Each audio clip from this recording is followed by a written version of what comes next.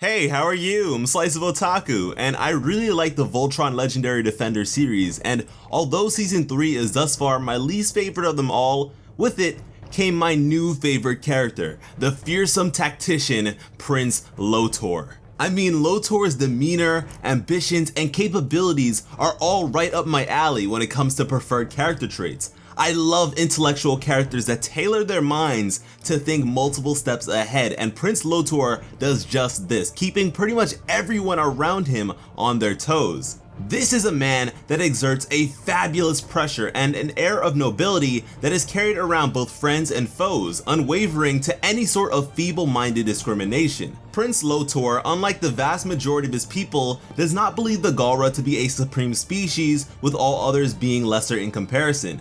His ability to recognize the value in so many different walks of life is a virtue reflective of a resourceful leader.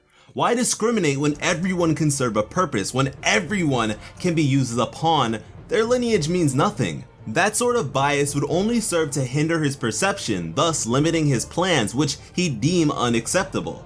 With someone like this, whether you call him friend or foe, like him or not, it is hard not to at the very least respect him to some degree. With the absence of his father, Emperor Zarkon, Season 3 has served to be Lotor's time to shine, and shine he has, that is undoubtable. But I can't help but think that the circumstances of his primary adversaries, the Paladins of Voltron, diminish the value of his many feats. You see, at the time of Prince Lotor's debut, the Paladins of Voltron were in disarray. Their victory against Zarkon wasn't without failure. They lost Shiro, pilot of the Black Lion, which put them at the disadvantage of only 4 active lions and an inability to form the mighty Voltron. Even with this issue somewhat remedied by the inclusion of Princess Allura and the seat changes of Keith and Lance, a new disability may be found when considering the Castle of Lions. Prior to her being accepted by the Blue Lion, Allura was the Castle of Lions' primary pilot, capable of utilizing its various attributes to their full extent. So now that she has been removed from this position, the castle, their primary place of residence and base of operations, is now all the more vulnerable. And to top it all off, although Voltron has this immeasurable potential, we've yet to regain the same degree of control once displayed at the end of Season 2. And you know, I would love to argue that this is used to reflect the different requirements necessary to defeat Zarkon as opposed to Prince Lotor. Zarkon being this incredible powerhouse capable of going toe to toe with a lion by his absolute lonesome, emphasizing the necessity of Voltron's unbridled strength.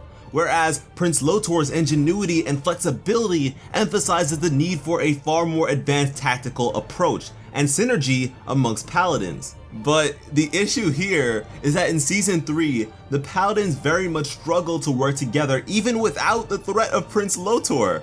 Keith is now the leader of Voltron, and when he's not already second-guessing himself, his comrades are second-guessing him.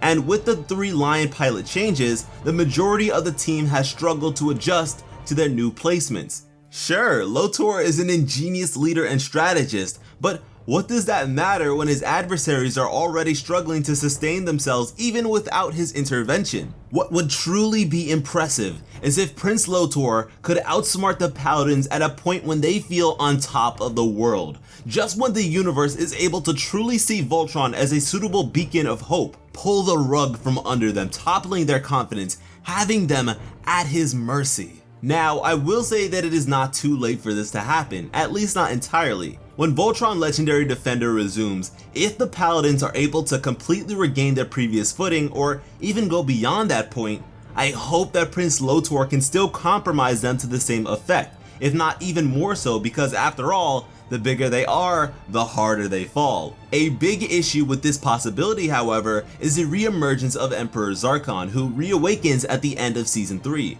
Zarkon will presumably serve to be a major thorn in Lotor's side and could end up limiting him in various regards. And what's funny about this is even with the Paladins being an inadequate match for Lotor, his father could serve to be the mountain he needs to overcome for his brilliance to properly be conveyed. How exactly Prince Lotor will approach usurping the throne from a now conscious Emperor Zarkon will surely be a sight to see. And I wonder if Lotor will practice what he preached to Throck about the ascension to the Galra throne being one defined by combat. As he is right now, I genuinely cannot see Lotor defeating his father in single combat, so I'm assuming the writers will want to create a level playing field for these two to duke it out in one way or another. Beyond that, I'm actually really hoping to get a glimpse of their history together because the tension is surely there. What do you guys think about Prince Lotor? Is the dude just so incredible that he needs a true challenge to really showcase his genius? Let me know your thoughts down below, and if you liked the video, go ahead and share it with anyone who you think would like it too. Friends, thank you all so much for watching and have an awesome day. I love you. Vrepit sa.